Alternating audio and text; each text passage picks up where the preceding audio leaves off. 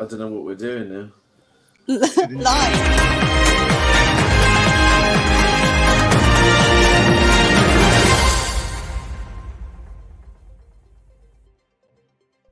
Morning, you darlings. How are you this Friday morning? Welcome to News and Views with the EV Café. 30 minutes of what's happening in sustainable transport with expert analysis from the EV Café crew, brought to you this week in partnership with the AA, with more expert patrols in more places. Now then, today's opinions on a stick are Paul Kirby, say hello. Hello. Phil Simon, say greetings. And Sam, say nothing. So grab a cuppa and plug in for what's happening in clean transport this week. And coming up, Chances for Children charity and the EV Café partner up, and you can spend a day with us on the road in EVs. Fabulous opportunity. SP Energy Network have turned down energy supply for better load management. Big Brother is in charge. Diesel van sales are still driving on. Faircharge launch a new EV charging charter, which is absolutely critical. And levy funding has been announced by the Chancellor. Oh, goody. More announcements, but is there real money? But before we do all of that stuff, a little breaking news. Instavolt, the UK's leading rapid electric vehicle charging network, according to Instavolt, today announces a partnership with Power, provider of EV charging solutions to fleets across the UK. This collaboration aims to revolutionise rapid charging accessibility for EV drivers across the UK, providing power fleets and drivers with a seamless charging experience when using Instavolt's award-winning charging network. It's not the only network, though, and there are quite a few. They've joined forces with GridServe, of course. Sam, take a bow. Osprey, Ionity, MFG, ChargePlay Scotland, Swarco, Fastned, and many others. And what's really interesting is that Power now give access to 63% of all the rapid chargers in the UK. Brilliant, brilliant partnership. Thank you, Caroline Kirby, for joining us briefly for this broadcast. Shall we crack on with the news, Paul? Oh, you've got your tea. Got my tea. Coffee. Oh, happy boy. Oh, goodness. Paul on coffee. Can we bear it? Let's crack on. Right. So we're pleased to announce the inaugural Chances for Children electric vehicle rally, which is happening on the 26th of October this year, organised by the Buttle Foundation and for whom we are media partners. Buttle UK is a charity dedicated to helping children and young people in crisis in the UK, those living in financial hardship and dealing with multiple challenging social issues. Chances for Children is a £10 million campaign to provide grants for young people in the most challenging of circumstances. And what we're doing is we're driving electric vehicles from the wonderful GridServe in Braintree in Essex, and we're going down to Goodwood, where people who join us as team members are able to drive around the famous Goodwood circuit. And this is a massive opportunity. It's only 160 quid per car if you sign up by the 10th of September, or £200 ordinarily. And it's a day full of exciting stuff. And we've got a scavenger hunt. We're going to be there covering the whole thing. Paul, are you coming? I definitely am. I love this, and it's a great opportunity. We like doing good stuff, don't we? In the market, it's great to help, and kids that have had a tough time or in the middle of crisis, my heart goes out to them. I've been there. As I grew up, there were times where I was homeless, that I was in local authority care and all kinds of drama. It's so important that people can step into those kinds of situations and make a real difference. And so I'm all for it. If you can sign up or support in any way, please do. It's fabulous. And it's one of those things where, putting it into practical context is really important. Some of these kids clearly struggle with, just getting a square meal every day. Yeah. But there are other things where kids miss out. They don't have the IT kit necessarily to be able to do online classes, remote working. It's a real challenge. It's hard enough being a parent as it is, but not being able to afford to give what is now considered to be a basic in schools but it's not basic for an awful lot of people. And the Buttle Foundation are making grants available to young people so that they have access to what we consider to be a normal life. It's really important, Sarah. You're a mum. You know what it's like to have challenges in life, and having the support of anybody, friends, family, or indeed a charity. It doesn't matter where it comes from. We all need it. Yeah, I'm super proud that the EV Cafe is getting behind this rally. I think it needs a bit more social media traction, though. So please do share and support the posts that you guys put out. And actually, even at full price, 200 quid, it's going to be an amazing day out. Definitely one to either ask for some kind of corporate CSR or ESG support with, if you want to do it during work time. If not, just take a day off and enjoy the trip. So yeah, I'm really looking forward to seeing how it turns out. Such a good cause. And yes, I am a mum, but I'm also a human, and think that charitable causes like this are incredibly valuable. No, Sam, you're a dad, but not a human. It matters to you too, doesn't it? Yes, thank you, John. Yes, it does matter to me too. And it's from a grid serve perspective, it's great to be able to host at such a wonderful venue because it's not just a charging point, as we all know, it's an entire facility. So it enables us to be able to do things like this. We've done hundreds of lectures now to school kids in the local community. So this is a lovely extension. And unlike Paul, I didn't suffer the same upbringing. I grew up with a silver spoon in my mouth, and I didn't choose to. Obviously, you can tell that from my posh public school accent. So I wanted from nothing as a child. So I was very privileged, but similarly recognise the fact that that's not the same for everybody. So anything we can do to support people that weren't as fortunate as me is something we should be doing. So I'm delighted and honoured, both from an EV Cafe perspective, but also a grid serve perspective, to be able to do what we can to showcase and give something back. So really, really pleased and can't wait for the day. Looking forward to it. Yeah, and our job is very much to capture what goes on the road whilst we're out and about, stopping at various places to talk to those who are taking part and maybe promote your story. So if you are interested, please hit us up. Go to the EV Cafe page on LinkedIn, where there are details of the rally, links to it, and come and join us, because it's going to be an absolutely smashing day. Now then, SP Energy Networks, what I used to know as Scottish Power, and EV Energy saved 100 kilowatts of energy after pausing electric vehicle charging for 112 drivers for 1 hour as part of a turn-down event. The distribution operator said the pause for 1 hour across homes in North, Mid Wales, Merseyside, Cheshire and North Shropshire was enough to offset the energy use of 100 homes. Pausing EV chargers at specific times of high energy load can help free up capacity on the grid. And these pauses can happen without negatively impacting participants' charging capacities. The EV Energy customers could set their preset ready by time to make sure they still had the required range needed at the time they needed it. So you don't get that nasty surprise when you wake up and you haven't got your EV charged. You can say, yeah, turn it off at 2 o'clock in the morning, whack it back on at 3 o'clock in the morning. All is good as long as I've got 150 miles in my tank when I go. It's not a tank though, is it? It's a battery. Sarah, would you be pleased if we managed the load this way and better protected the available assets that we've got for energy distribution? Absolutely. It was really nice to be at Cenex just a couple of days ago. And that is where I first learned about Electric Nation, which is a trial that Western Power Distribution were doing nearly 8 years ago now, I think.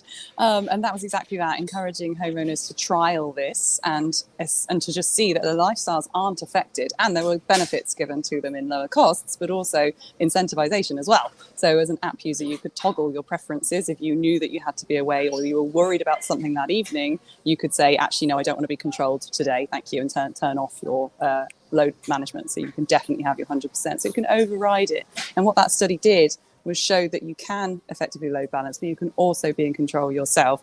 But it also revealed that people are more panicky about this than they need to be. And of course, Octopus have done it for ages, and My Energy have a brilliant charger and app that's done it for ages. So I do really like it when people like Scottish Power do the same, because it just spreads that comfort around. They chose quite rural areas to trial this on, but that's okay. Yeah, Paul, do you like to be controlled? No. Or toggle your preferences. I saw John's eyebrows go to the roof at that one. Oh, golly. Sam, now, load management's really important for operators like you. You do it without us really knowing, don't you? It just happens and allows everybody to get the charge that they need. It's not new technology, but from a domestic setting, this is a game changer. He's on mute. Sam's on mute. Sam's on mute. Yeah. Worse still, I couldn't find my cursor either, so it took me even longer to find the button. Yes, John, it's very important both domestic and commercially, and I love this story, and there'll be many more of them. But the reason why I love it so much is because smart charging, dynamic charging, whether that be on a high-powered charger at the motorist service area or the ability to make smart, informed decisions when you're charging at home, it all matters. And as EV transition continues to grow, this is going to be a really, really, really important part of the overall energy supply chain. So we often say that we've got enough energy. We do, but we also need to be smart with that energy. And these examples are ones, as Sarah's already articulated, that help to demonstrate. Yeah, Dave Bushnell. It can be difficult. It's not too complicated. There's all sorts of different clever algorithmic ways in which this stuff can just happen in the background without us even needing to know about it. But it can make really, really big differences. To the energy demand at certain times. So really important these messages get out there. There was a glitch in the matrix, and Sam suddenly showed he was less than human. Dave Bushnell in Swindon says, use this with my i4 and OVO app to load balance. Just need to turn the notifications on my phone as it automatically starts and pauses and is always ready in the morning. Seeing as we've gone to the little comments, let's say hello to a few people. Paul O'Brien, Neil Mumford. Are you Mumford and Son by any chance? Michael Barton from Bristol. Love and hug and squeeze, Michael. Dan Martin. Hello, Dan. You all right, geezer? Dave Bushnell, we've mentioned. Jordan Ware, Mark Main, Rob Dustin, Leah Wright, Terra McKeer. Leah, I'll be chatting to you at 11:30 this morning. Looking forward to it. Laura Hustwick Wilkes of aforementioned Power. And we can pretty sure that Pam Hanlon's not far behind. Tony Clayton's there. Pam Hanlon, there we go. She's there. Daryl Sharp. Michael McLeod from Swarco. We'll be speaking to you a bit later as well. This is very exciting. Dean the Hedge Pig from Vital EV. Yippee. Bob Murphy. Hello, geezer. Scottish Power. How you diddling? Wayne Dunn. Dev Chakravarti. Martin Schaefer Bartold. What's going on with the names today, people? Are you testing me? That's a good one. Neil Riddell or Niall Rydell is in the house. He's the founder of Power. Bless you for tuning in. Mark Elliott, Christopher Guyan. Now, come on, people. Ian Muller, Steve Jones, Jim Blair. Hello, Arnold Clark. Johnny Duggan from the aforementioned Buttle Foundation and Chances for Children. Varun Gandhi, always good to see you, my friend. Welcome, welcome, welcome. Should we crack on with the news? Now, Paul. What? It's Vans. Vans, mate. It's Vans. Are you ready? Vans, yes. Vans. Right. Sadly, diesel vans continue to dominate the UK new van market despite promising growth in all-electric registrations, according to the latest figures from the SMMT, the Society for Motor Manufacturers and Traders. The UK new light commercial vehicle market grew for the 8th consecutive month in August, rising 5% to 16,303 units. Electric van demand increased by 7% to 1,122 units. However, diesel still accounts for just over 90% of the UK's van market. We'll come to you, Paul, right at the end for the wisdom and the nuggets. But Sam, are you seeing a similar pattern in user vehicles, so cars, really? Are we still buying lots of diesel? I seem to recall from previous news articles that's not the case. No, it's quite the opposite to the van market. So the diesel market is all but dead now. So yeah, and furthermore, whilst we hate the hybrids or bybrids, as I now like to call them, they are petrol orientated as well. So if anything, it's petrol versus electric are the two sort of comparators we need to do in the car world. But obviously in the commercial sector, diesel is the fuel of choice. And remains to be so, sadly, until such time as we can drive greater uptake, which certain Mr. Kirby is all about. Now, I was talking about quick uptake. Sarah, were you on an electric motorbike I saw this week? Indeed, yeah, I'm having a lot of fun with my new machine. But the vans, I think, would love to do a study into when the legislation is coming about the reliability of chargers and being able to find them and then access them with ease, including VAT receipts, whether that's going to give the market confidence. Because some research that we did with, I think it was 4,500 drivers of vans, showed that they're just not ready yet because they have no faith at all that they can complete their operational deliveries, and finding a charge when they need it and not being let down is really putting them off. So they're putting the brakes on, quite literally, waiting for the last minute. And so I wonder now, within 2 years from now, or the charging network will have improved so significantly, if that will give them confidence or not. Yeah. Now, just a quick update, Paul, before you speak. Neil Mumford. I mentioned Mumford and Sons. He has 3 daughters. You, my friend, have your hands full. Okay, Paul, go for it. Vans, diesel, what's happening? Well, so diesel, I mean, wind back a couple of years, all but a couple of smattering of petrol vehicles, it was almost 100% diesel. So that we didn't have any kind of split between petrol and diesel because petrol doesn't really suit the market, although petrol is growing ever so slightly. But I think the important thing here is we need to look at the whole picture. We've got 4.8 million vans on the road. A lot of those are older vans, Euro 5, which is relatively horrible for air quality. So actually getting more Euro 6D vans on the road is still better, much better than those vans. We've got to make sure we get those older vans off of the road. So, considering the likes of scrappage schemes and things like that to end those vehicles and bring on the new vehicles. But of course, we need to grow the electric piece. Sarah's right. There is big challenges around charging. Just being able to charge large fleet at depot, or a lot of the mega fleets are going home. So not everybody has charging at home. In fact, a very small percentage do. So charging is really the problem to solve to enable the transition to more electric vans. But actually, more diesel vans, it's going to be the case because the market has been held back a little while for parts and the little chip things and all of those problems. So it's going to grow. Semiconductors, there you go. I really think the news needs sound effects. Like if you're going to say mega fleet, you need to go mega fleet. So then John presses a button. I saw in my email this morning, just before I came on to this broadcast, that Maxus are doing some quite incredible things with scrappage schemes, and then also discounting very, very heavily a lot of their electric vehicles. I think the eDeliver 9, you can save £15,000 on book price. Yeah. So there's some incredible incentives out there at the moment. Paul O'Brien says an interesting thing in the chat. He says, LCVs without doubt the hardest to convert to EV. I still think it's the understanding of how LCVs are used. Do you find that in your work, Paul, that as you go around, businesses don't really know how they use their transport? So I think the businesses themselves understand how they use their transport currently. But what they are missing is the link between how we do the job today and how we do the job tomorrow under an electric banner. And I think people need to understand the opportunity. And we've got 2 sides to the market.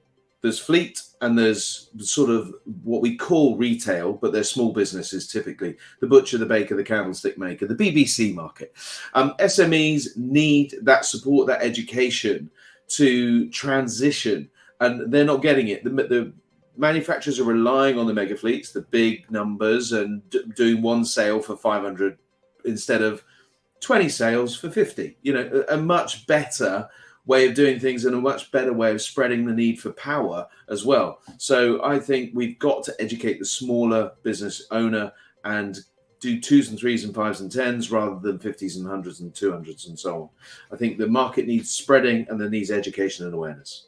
Yeah, what's really interesting, Ian Muller made a point that I think we spoke of last week about the utilisation of LCVs, and that we use those vehicles a great deal more than we do cars. And this is now the time for government to be getting behind van transition. This is really key for making sure that we hit our targets. And Wayne Dunn was making some comments. Sorry, Paul, I'll come to you in a sec. Wayne Dunn was making some comments from YouTube, and really appreciate that because I know that's not easy.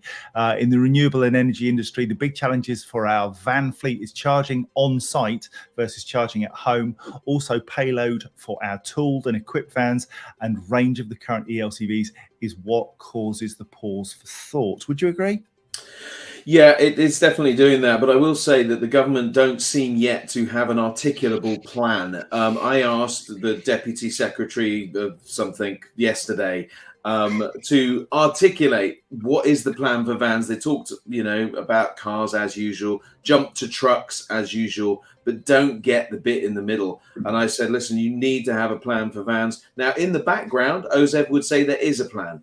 And speaking to certain people within OZEV, they are saying, yeah, no, there's definitely a plan. We're 100% behind 2030. That was missing from both speeches yesterday over at Cenex. But we're very confident that, or they are very confident that they do have a plan. They just can't articulate it. So I wish they would, because it would help. Paul, can I make a suggestion? And this is right on the fly. Why on earth don't we start a campaign? Let's get a plan for vans, and we can push for this. Ultimately, we are able to corral an awful lot of people. If you have a real burning need, desire, want to change government policy on the support for vans, get in touch with us. Tell us, put it in the comments. Let us know, because I think this is one of the big areas now that we need to work on. Let's move on. Electric vehicle and renewable energy campaign group Fair Charge have created the UK's first charter for electric vehicle public charging with the aim of improving the reliability, transparency, accessibility and usability and any other itty you can think of the UK's rapidly growing charging network. Supported by Robert Llewellyn's Fully Charged Show, trade body Recharge UK and EV disability champion Charge Safe. Well done, Kate Tyrrell. The charter calls for the implementation of world-class standards across the UK EV charging sector. Fair Charge are therefore calling for it to become a minimum set of standards for government, local authorities, landowners and charge point operators. Matthew Adams, Transport Policy Manager at the Association for Renewable Energy and Clean Technology, REA, said Fair Charge's electric vehicle charging charter, that's not easy to say, should be considered the clearest pathway to a fair, faff-free charging experience in the UK. Yes, we agree. VAT on public charging is utterly ridiculous. Wouldn't you agree, Sam? He's on mute again. He's on mute again, and can't find his cursor. I found it this time. The Huel's doing nothing for your brain, that's for sure. There you go. Yeah. Good spot. There it is. Wrong side, yeah. Yeah, it's all going wrong. That's Friday morning. I'm tired. Yeah. Yes, John, I would agree. This charter only came out, was it yesterday or the day before? So I haven't actually had a chance to read it yet. So I need to read it and understand what they're saying, but I'm sure it's very positive. We've obviously got Charge UK as well, not Recharge UK, but Charge UK as the CPO lobbyists. So we need to make sure that we're aligned. So I haven't had a chance to look at that yet. But yeah, it's all good lobbying, which we need to do. So, yeah, Sarah, from a public policy perspective, charters do work, don't they? They sort of get people assembled, that you sort of circle your wagons almost to deliver what the charter sets out to do. Yeah, it's almost more friendly than that in a way, because it's organisations getting behind it, which is a good thing. But that VAT principle around pence per mile, so that essentially that's what matters, is if you can't charge at home, you're obviously going to pay a lot more for your charging, which will push up the price of your pence per mile. So it just seems really unfair that VAT piece is so massively different from home versus public. But again, there's some clever initiatives going around about how could you use your home charger access out in the public realm, and then a sort of medium price is revealed regardless of the VAT. So I'm hoping innovation will strive forward as a result of this. It's certainly galvanised a lot of excitement. Paul, I've just got to come to you with something from one of our viewers. Chris and Guyan has made a comment. It says, diesel-powered cars generally have a better fuel economy than equivalent gasoline engines and produce less greenhouse gas emissions. This is from Wikipedia 2013. Particulate matter, I guess, is the thing that bothers me, that's injurious to health. That's it. So in the context there, and science has understood things better. This is 2013. That's a long time ago in the world of science and the process. We know from years ago that there was a great encouragement towards diesel by lower taxes and all of those kinds of stuff. And then we had the diesel tax, which kind of pushed the benefit in kind up. And now we are fully aware of all the NOx and SOx, which is the nitrogens and carcinogens and all of the things that are really, really bad for us are coming out of diesel engines. So, of course, diesel is being moved away. We can still clean diesel up, and diesel in 2016, became Euro 6 is actually much better, but it's still injurious to health. I think that's the key. And what we want to get is better air quality, move to electric, and actually petrol, because it's less on the NOx and SOx side of it, is better in the shorter term than diesel. Okay, now you mentioned NOx and SOx. Let's have a quick game of upstairs, downstairs. We all have clothes on, but who's got socks on?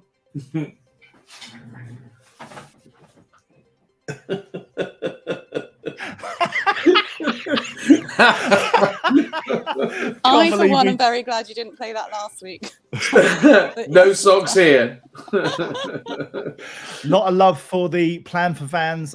Leah Wright, Terry McKee, yes. Marvin Samuels. I think Dean Hedger is also saying he loves that thing. John Ward is talking about the Fully Charged show that's been aired this week on the monster Komatsu electric quarry machines in Canada. We ran a story about 6 months ago about Caterpillar and JCB similarly using that electric technology in earth-moving vehicles. Incredible stuff going on. Anyway, Chancellor Jeremy Hunt, I've got to be careful how I say that, has announced that several local authorities across England can apply for the first round of the government's 343 million local electric vehicle infrastructure capital fund, what we know as the levy, with the West Midlands Combined Authority among the authorities eligible to apply this year.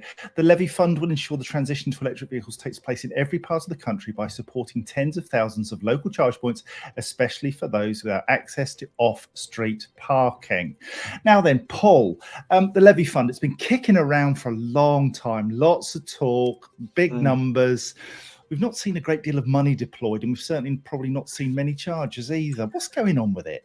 Well, I don't know, is the truth. I mean, yesterday, again, on the back of my question, which the government didn't seem to have an answer for, Lorna McAteer asked, when's the Rapid Charge Fund going to be released? And the government blew bubbles, basically. She said, is it going to be released? It hasn't. And basically a long political answer to say, no, it hasn't been, and it's not. The money's not getting to where it needs to be.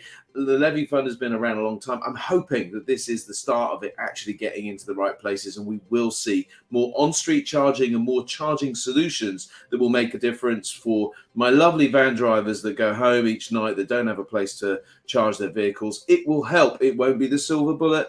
And before Sam Clark gets too upset, there aren't silver bullets. We have a variety of things that will all ultimately meet the need, but we need to see more done locally. I prefer the idea of a silver feather duster, so that you tickle things along rather than silver bullets that shoot stuff. Anyway, Sarah, silver feather dusters. What are you thinking in terms of what's going on with on-street charging? Is it working? Are we really looking at the hub idea where you have lots of ultra rapid and fast chargers in one place? Or do you think the lamppost charging, the connected curb type approach, or indeed is it just that mix that we keep talking about? Yeah, it's for me, we had the conversation again. Cenex was great this year, and I bumped into Chargy, and we were discussing with them what they're doing. And I think the sort of lower powered AC market does have a tough challenge as a tough sell, because they've been so let down, I think, by local authorities not installing the traffic regulation orders at the same time. And of course, you can't do sort of preferential treatment with people who live in those properties either. But the bit that I like is the underutilized car parks element. So if you're a landowner or a leisure centre or somebody who can enable people to go and park there, a couple of minutes, like people say 5 minutes, I think 2 minutes from your house is perfectly acceptable. That's what I'm watching. Destination charging. The balance point hasn't been determined yet, at which point the public network versus the private or destination network needs to sit. Obviously, you pay more publicly, but if you know you're guaranteed a charge when you get to where you're going all day, why use the high-powered network if you have that as part of your daily routine? So it's a confusing. It's still unclear. But I've got faith in it. I don't mind that it was delayed. I think it's good that other work has been done. The Chancellor was reeling off the millions of pounds they've invested in our industry. The audience sort of looked at them blankly and went, sounds good. What does it actually mean? So I echo your sentiment, Paul, that there was no good answers given on the plenary sessions. which is very disappointing, but not a surprise. Now, Sam, I'm coming to you. So if you want to take yourself off mute, mate, you crack on. You just find the cursor. There it is. It's all right, old fella. We'll see you through. Sam, now, obviously, your views on charging on street are well known. But there's also some interesting developments in terms of supercharging hubs, and we're beginning to see massive sites being procured and turned into charging installations. But you guys at GridServe, you've probably paved the way. Can we get a little sneaky peek? What's coming from GridServe? Because we're talking about BP putting in a supercharging hub at the NEC. What are GridServe up to? Same old, really. The same massive rapid growth as I think we were in the news last week. We've got over 50 sites in construction. I mean, the one BP at BP stuff at NEC is great. I mean, it's 180 chargers in the same location.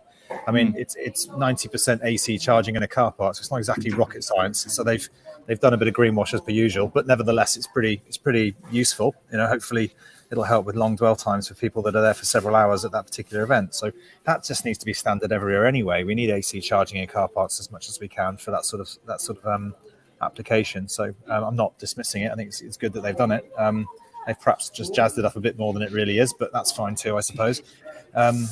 But I mean, we're all doing it. All the charge point operators are investing huge amounts of commercial expenditure into this market, and it's starting to show, which is great. It's starting to show positive. The art of doing, and as I always say, is the best part. Is be able to demonstrate the things that are being done. So long may it continue. Thanks, mate. Michael McLeod from Swarco says levy funding applications, RFIs, and market engagement is actively happening now. And Michael at Swarco would know. So whilst it's been slow to transition, there's some good activity going on, which for me is gaining some momentum now. Thank you for your input. And thank you also for writing in sentences, because that helps me tremendously.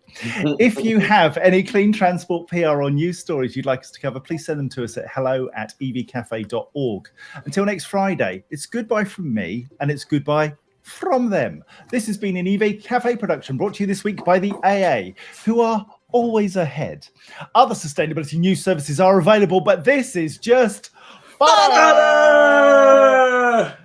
The EV Cafe is truly blessed to be partnered with Geotab, EV Civil Solutions, the AA, Churchill Insurance, Plug Me In, Spirit Oil, Hydrock, Interval, Kersha, and McIntyre Hudson. We're the EV Cafe, supporting the transition to clean transport. Enjoy the rest of your day and your weekend. It's Factor 50, people. Make sure you do it, wherever it takes you. Until next Friday. Bye-bye.